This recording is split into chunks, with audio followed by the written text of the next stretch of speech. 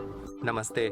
इस वीडियो में मैं आपको वो सारी पहली चीज़ें दिखाऊंगा जो आपको अपने Honor 400 लाइट को सेटअप करने के बाद करनी चाहिए।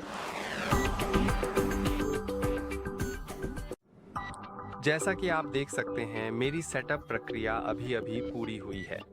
मैं फिनिश पे क्लिक कर सकता हूं और अब मैं सिस्टम में हूं। और ये पहली चीज़ें आपकी मदद करेंगी आपके डिवाइस को बेहतर चलाने में, बेहतर अनुभव पाने में और साथ ही सब कुछ आपके पीछे छोड़ने में भी। इसलिए यदि आपको कुछ कॉन्फ़िगर करने की आवश्यकता है तो हम वह अभी कर देंगे। और पहली बात है वाईफाई से कनेक्ट होना। संभवतः आपने ऐसा पहले ही कर लिया होगा, लेकिन यदि नहीं किया है तो सेटिंग्स में जाएं। सेटिंग्स एप्लीकेशन पर जाएं, फिर वाईफाई पर और अपना वाईफाई नेटवर्क चुनें जिससे आप कनेक्ट होना चाहते हैं। एक बार यह हो जाने के बाद आपको अपने डिवाइस को अपडेट करना चाहिए, क्योंकि डिवाइस को अपडेट करना ज़रूरी है ताकि वह स्मूथली, सुरक्षित रूप से चले और उसमें नई सुविधाएं मिलें। तो हमें बस नीचे तक स्क्रॉल करना है और सिस्टम एंड अपडेट्स में जाना है, फिर सॉफ्टवेयर अपडेट में जाएं और यह उपलब्ध सॉफ्टवेयर अपडेट्स को चेक करना शुरू कर देगा। आप देख सकते हैं इसमें लिखा है मेरा सॉफ्टवेयर अपडेटेड है। अगर आपका अपडेटेड नहीं है तो आपके पास डाउनलोड और इंस्टॉल करने का बटन होगा। सबसे पहले ये डाउनलोड होना शुरू हो जाएगा और डाउनलोडिंग के दौरान आप अपना फ़ोन इस्तेमाल कर सकते हैं, लेकिन बाद में यह आपको अपडेट लागू करने के लिए फ़ोन रीस्टार्ट करने को कहेगा। एक बार जब आप इसे रीस्टार्ट करते हैं तो आप बस रीब्यूट या नोटिफिकेशन पर क्लिक कर सकते हैं। इसके बाद सब कुछ लागू हो जाएगा और आपका फ़ोन अपडेट हो जाएगा। अब चलिए वापस चलते हैं।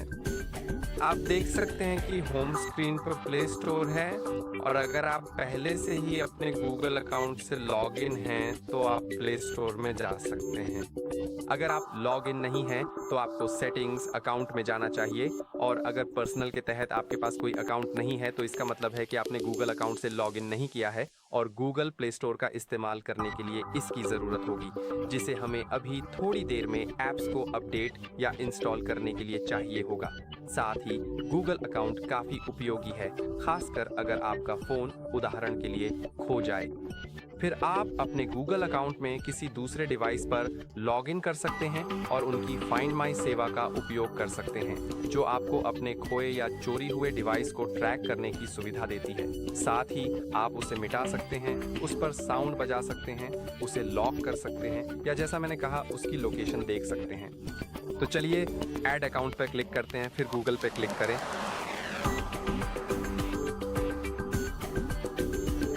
अब आपको अपने अकाउंट में साइन इन करना चाहिए, या अगर आपके पास अकाउंट नहीं है तो उसे बनाना चाहिए। तो मैं बस अपना ईमेल डालने जा रहा हूं क्योंकि मेरे पास पहले से ही अकाउंट है।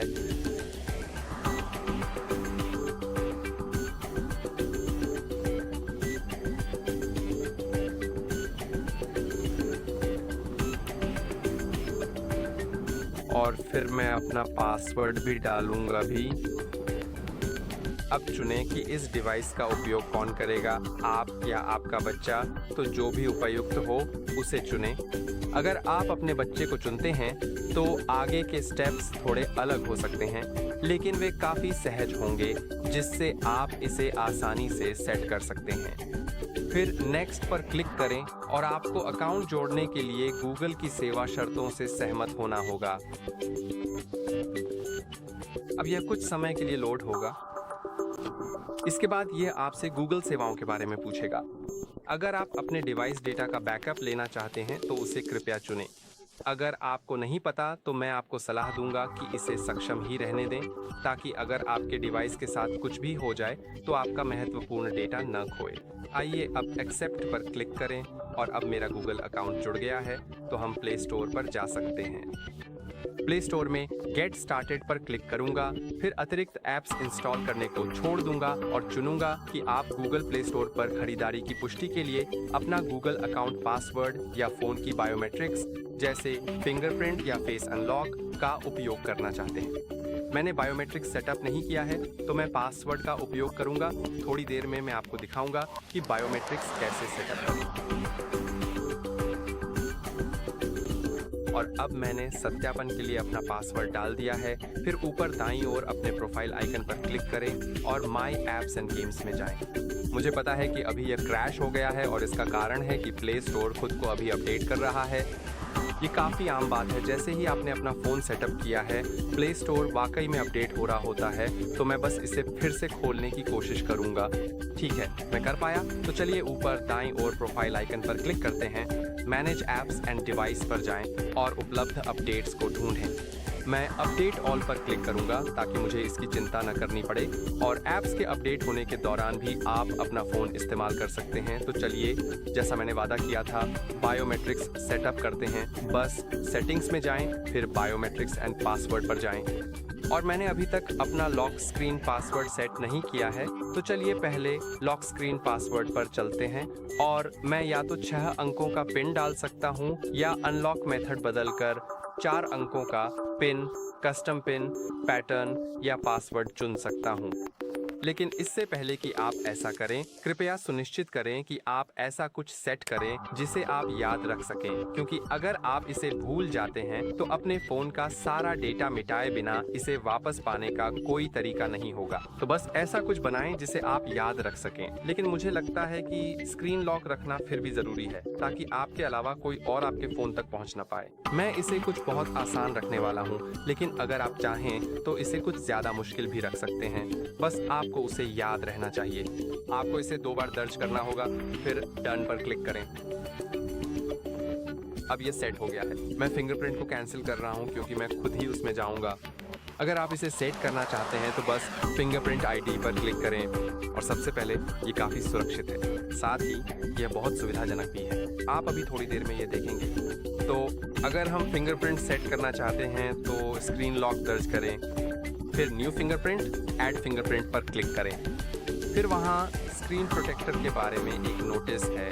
तो अगर आप थर्ड पार्टी स्क्रीन प्रोटेक्टर का इस्तेमाल कर रहे हैं तो संभावना है कि फिंगरप्रिंट सेंसर सही से काम न करे, लेकिन आप फिर भी कोशिश कर सकते हैं, क्योंकि यह भी संभव है कि वह काम कर जाए,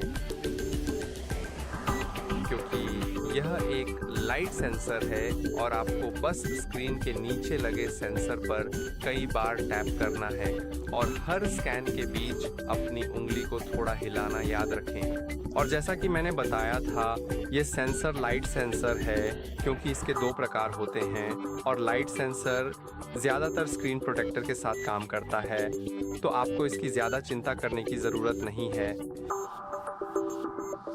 अब आप देख सकते हैं कि मेरी एनरोलमेंट सफल हो गई है। मैं ओके पर क्लिक कर सकता हूँ। फिर मैं फेस रिकॉग्निशन को कैंसिल करने जा रहा हूँ, और मैं इसे यहाँ एक कारण से कैंसिल कर रहा हूँ।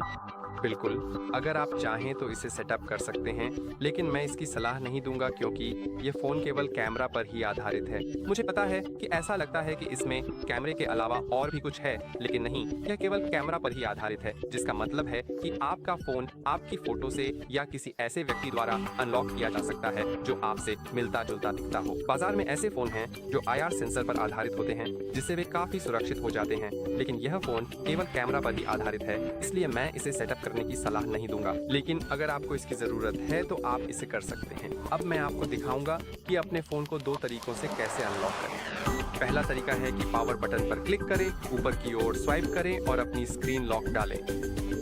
फिंगरप्रिंट विधि बस सही जगह पर टैप करने से ही यह पूरी तरह से काम करती है। और आप देख सकते हैं, आपकी स्क्रीन का ऑन होना ज़रूरी नहीं है, लेकिन मुझे नहीं लगता कि अगर आपकी स्क्रीन बंद है तो ये उतनी जल्दी काम करता है। देखते हैं कि अगर मेरी स्क्रीन ऑन है तो क्या ये जल्दी काम करता है। नहीं, इसमें फिर भी थोड़ा समय लगता है, लेकिन ये बस एक ऐसी चीज़ है जिसकी आपको आदत डालनी होगी। अब चलिए एक और बहुत ही महत्वपूर्ण चीज़ पर चलते हैं। आपने शायद देखा होगा कि मेरी वॉलपेपर हर बार बदल जाती है, या आप जानते हैं, हर बार अलग होती है।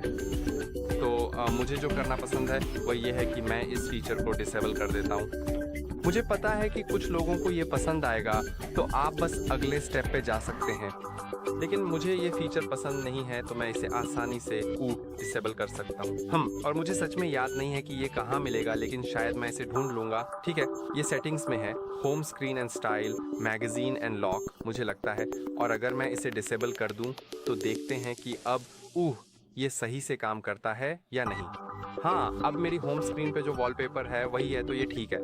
और अब हम चलिए अपना वॉलपेपर भी कस्टमाइज करते हैं, क्योंकि क्यों नहीं। मुझे लगता है कि बहुत से लोग अपने वॉलपेपर कस्टमाइज करते हैं, तो आप वॉलपेपर या तो ऑनर द्वारा दी गई फोटोज में से सेट कर सकते हैं, क्योंकि ऑनर के सेटिंग्स में एक लाइब्रेरी है उपलब्ध वॉलपेपर की। लेकिन मुझे लगता है कि सबसे अच्छा है आपका पर्सनलाइज्ड वॉलपेपर। और इसे सेट करने के लिए आप या तो इंटरनेट से कोई फोटो डाउनलोड कर सकते हैं, हो सकता है आपने इसे अपने पिछले फ़ोन से ट्रांसफ़र किया हो, या अभी कोई फ़ोटो ले सकते हैं। तो चलिए अभी एक फ़ोटो लेते हैं, बस कुछ भी सेट करने के लिए, क्योंकि मेरे पास सच में कुछ भी नहीं है। जैसे कि मेरे फ़ोन में मैंने अभी अभी इसे सेट किया है।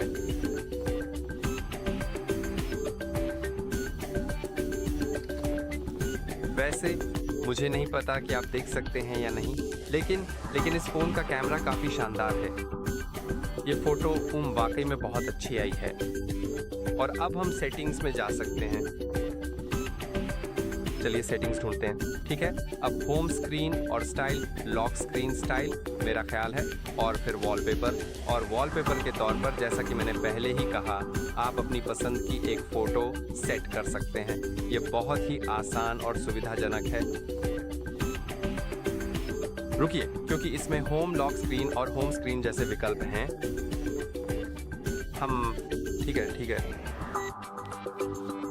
ठीक है, अगर हम आखिरकार इस बिंदु तक पहुंच गए हैं तो ये बहुत अच्छा है। हम देख सकते हैं यहाँ 3 जगहें हैं। चलिए पहले लॉक स्क्रीन पर चलते हैं। आप बस लॉक स्क्रीन स्टाइल पे क्लिक कर सकते हैं, और या तो जैसा कि मैंने कहा ऑनर से कुछ सेट कर सकते हैं, या गैलरी में जा सकते हैं। मैं ऑल फोटोज में जाऊंगा, अपनी फ़ोटो चुनूंगा, और मुझे लगता है कि यह काफ़ी अच्छा लग रहा है। मैं इसे क्रॉप करने के लिए पिंच कर सकता हूँ, या 2 उंगलियों से इसे मूव कर सकता हूँ। मुझे लगता है कि अब ये ठीक है। मैं अपनी घड़ी को भी अपनी पसंद के अनुसार कस्टमाइज कर सकता हूँ। मुझे लगता है कि ये इस तरह से बहुत अच्छा है। और होम स्क्रीन के लिए आप एक पेयर सेट कर सकते हैं, ताकि ये लॉक स्क्रीन वाली फ़ोटो को कॉपी कर ले। आप चाहें तो इसे ब्लर भी कर सकते हैं, लेकिन मुझे व्यक्तिगत रूप से बिल्कुल भी नहीं लगता कि मुझे यह पसंद है। इसके बजाय आप कोई अलग फ़ोटो भी सेट कर सकते हैं। तो आप फ़ोटो पर क्लिक कर सकते हैं। अगर आप उस पर फिर से क्लिक करते हैं तो आप कुछ और भी सेट कर सकते हैं जो अभी उपलब्ध है। और आप आइकन स्टाइल्स, लेआउट और इफेक्ट्स भी बदल सकते हैं, लेकिन मैं इसमें ज़्यादा गहराई में नहीं जाऊंगा। फिर आप सिस्टम डिस्प्ले भी बदल सकते हैं, ताकि कोनों की गोलाई को बदल सकें। मुझे लगता है कि अब ये बहुत अच्छा है। फिर डन पर क्लिक करें, और अब फ़ोन कस्टमाइज हो गया है। तो चलिए अब कुछ और चीज़ों पर आते हैं, जैसे कि उदाहरण के लिए गूगल पे सेट करना। और गूगल पे बहुत उपयोगी है अगर आप अपने फ़ोन का इस्तेमाल स्टोर्स में टैप टू पे के लिए करना चाहते हैं, ताकि आपको अपने वॉलेट से फिजिकल पेमेंट कार्ड निकालने की ज़रूरत न पड़े। आप अपने फ़ोन का इस्तेमाल कर सकते हैं, और यह काफ़ी सुरक्षित है, क्योंकि यह बैंक अधिकृत है, गूगल द्वारा प्रदान किया गया है, और इसका उपयोग करने के लिए आपके फ़ोन का अनलॉक होना ज़रूरी है। तो चलिए सबसे पहले चेक करते हैं कि हमारे पास गूगल वॉलेट ऐप है या नहीं, और हम इसे शायद गूगल फोल्डर या किसी अन्य फोल्डर में ढूंढ सकते हैं। आइए इसे देख लेते हैं। मुझे नहीं लगता कि मेरे पास ये है, तो मैं बस प्ले स्टोर पे जा सकता हूँ। फिर सर्च बार पे जाइए और गूगल वॉलेट एप्लीकेशन सर्च करें। अब चूंकि हमें ये मिल गया है, मुझे लगता है कि हमारे पास ये है। ठीक है, इंस्टॉल पे क्लिक करते हैं, और जब ये इंस्टॉल हो जाएगा तो मैं वापस आकर आपको बताऊंगा। और अब ऐप इंस्टॉल हो गया है, तो चलिए ओपन पर क्लिक करते हैं। फिर थोड़ा इंतज़ार करें और आपको वॉलेट में जोड़ने का बटन मिलेगा, और जैसे ही आप उस पर क्लिक करेंगे आप पेमेंट कार्ड चुन सकते हैं, और फिर भुगतान फिर या तो अपने क्रेडिट कार्ड या डेबिट कार्ड को कैमरे से स्कैन कर सकते हैं, या आप बस डिटेल्स मैन्युअली भी डाल सकते हैं। एक बार जब आप यह पूरी तरह से कर लें और नीचे लिखी सभी आवश्यक सूचनाएं ध्यानपूर्वक पढ़ लें, तो आपको अपने बैंक से एक मैसेज, एक फ़ोन कॉल या अपने बैंक ऐप के ज़रिए इसे वेरीफाई करना होगा।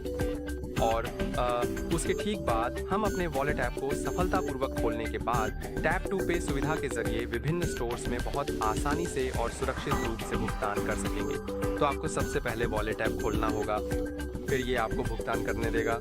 और साथ ही अगर आप अपनी स्क्रीन के ऊपर दाएं कोने से नीचे की ओर स्लाइड करते हैं तो हम देख सकते हैं कि क्या वॉलेट को क्विक मेनू में जोड़ने का विकल्प है।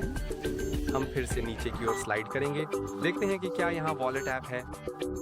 ये यहाँ नहीं है, लेकिन अगर मैं इसे एडिट बटन से एडिट करूँ तो मुझे लगता है कि हाँ, आप देख सकते हैं कि यहाँ वॉलेट स्विच है।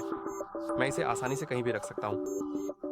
डन पर क्लिक करें और अब कंट्रोल सेंटर में, जिसे खोलने के लिए आपको अपनी स्क्रीन के ऊपर दाएं कोने से नीचे की ओर स्लाइड करना होगा, आप वॉलेट को ढूंढ सकते हैं और इस बटन का उपयोग करके वॉलेट को जल्दी से खोल सकते हैं और फिर अपने फ़ोन को रीडर के पास टैप कर सकते हैं। अब चलिए कुछ ब्लॉटवेयर अनइंस्टॉल करते हैं, क्योंकि आप देख सकते हैं यहाँ ज़्यादा ऐप्स नहीं हैं, लेकिन आप कुछ ऐसे गैर ज़रूरी ऐप्स पा सकते हैं जिन्हें आप हटाना चाहेंगे। तो टॉप ऐप्स फोल्डर में ये सभी ऐप्स आपकी पसंद पर निर्भर करते हैं। अगर आप इनमें से कोई भी ऐप रखना चाहते हैं तो बेझिझक ऐसा करें, लेकिन अगर आप इनमें से कोई भी ऐप अनइंस्टॉल करना चाहते हैं तो उसे दबाकर रखें, और अगर आपको उसकी ज़रूरत नहीं है तो अनइंस्टॉल पर क्लिक करें। तो आप बस इन्हें हटा सकते हैं। ये पूरी तरह आप पर निर्भर है, लेकिन फिर फेसबुक, booking.com, टिकटॉक और ये सभी भी अनइंस्टॉल किए जा सकते हैं। मैं आपको रियल शॉट को अनइंस्टॉल करने की सख्त सलाह दूंगा, क्योंकि यह बहुत ही ख़राब तरीके से बनी ऐप है जिसमें आपको कुछ घटिया फिल्में देखने के लिए काफ़ी पैसे देने पड़ते हैं।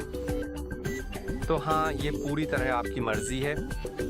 मैं तो इन्हें अनइंस्टॉल करने जा रहा हूँ। और फिर वॉइस एक्सेस, असल में ये एक सिस्टम ऐप है, तो मुझे नहीं लगता कि आप इसे अनइंस्टॉल कर सकते हैं। और इसके अलावा फ़ोन में बाकी सभी ऐप्स सिस्टम ऐप्स हैं, तो उन्हें वैसे ही छोड़ देना चाहिए, मेरा ख्याल है। लेकिन अगर आप किसी ऐप पर प्रेस करके रखते हैं और उसमें अनइंस्टॉल का विकल्प आता है तो आप उसे हटा सकते हैं। मैं सिस्टम ऐप्स को अनइंस्टॉल करने की सलाह नहीं दूंगा, क्योंकि इससे आपका सिस्टम खराब हो सकता है। अब चलिए आखिरी स्टेप पर चलते हैं, जो मुझे यहाँ दिखाई नहीं दे रहा है। यहाँ आपके डिवाइस को सेटअप पूरा करने के लिए एक नोटिफिकेशन आना चाहिए। अगर आपके केस में यह दिखता है तो उस पर क्लिक करें और वाकई में अपने डिवाइस का सेटअप पूरा करें। लेकिन अब चलिए बैटरी में भी चलते हैं और देखते हैं कि क्या कुछ सेट करना है। तो शायद ये बैटरी ऑप्टिमाइजेशन में हो सकता है। नहीं, यहाँ नहीं है, शायद और बैटरी सेटिंग्स में हो। हाँ, तो ये स्मार्ट चार्ज है। मैं आपको इसे स्मार्ट चार्ज पर सेट करने की सलाह दूंगा, ताकि आपके फ़ोन की बैटरी की उम्र ज़्यादा हो सके। मुझे उम्मीद है कि यह वीडियो आपके लिए मददगार रहा होगा। आज के लिए बस इतना ही। लाइक और सब्सक्राइब करना ना भूलें। फिर मिलेंगे अगली बार।